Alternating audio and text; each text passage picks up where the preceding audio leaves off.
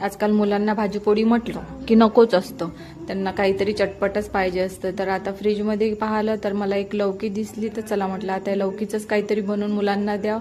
आता रात्रीची वेळ होती आणि मुलं जेवणासाठी नाहीच करत होती, म्हणून चला म्हटलं त्यांच्यासाठी लौकीचं काहीतरी बनवून द्यावं. तर मग मी लगेच लौकी किसून घेतली.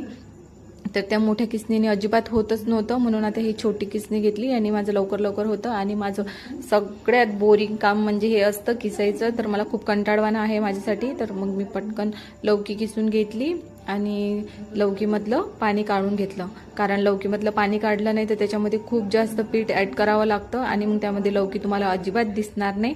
म्हणून मग तुम्ही लौकीमधून पाणी काढून त्यामध्ये पीठ ॲड करून करा, कारण मग ते व्यवस्थित होतं त्याच्यामध्ये. कारण लौकीला खूप जास्त पाणी सुटतं, त्यामुळे मग याच्यामधलं मी पाणी काढून घेतलं आणि त्यानंतर मग त्याच्यामध्ये गव्हाचं पीठ ॲड केलं. तर गव्हाचं पीठ ते लौकीची क्वांटिटी पाहून करा.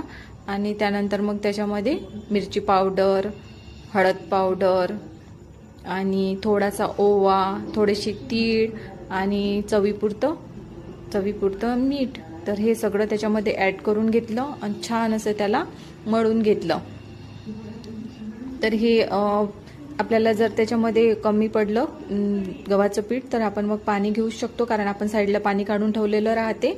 तर मग मी याला जेवढं लागेल तेवढंच त्याच्यामध्ये पीठ घेतलेलं आहे आणि त्याच्यामध्ये वरून थोडंसं तेल घातलेलं आहे, कारण याने थोडंसं मळलेलं पीठ मऊ येतं, म्हणून मग मी त्याच्यामध्ये थोडंसं तेल टाकलेलं आहे आणि तेल मी थंडच टाकलेलं आहे.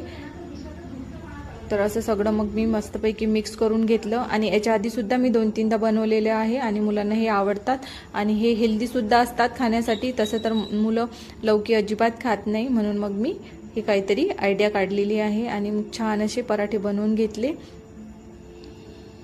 आणि मग मुलांनी लगेच पराठे खायला घेतले. आणि मुलांना मी सॉस अजिबात देत नाही, कोणताही पराठा असो. तर मी सॉस घरी आणणंसुद्धा बंद केलेलं आहे.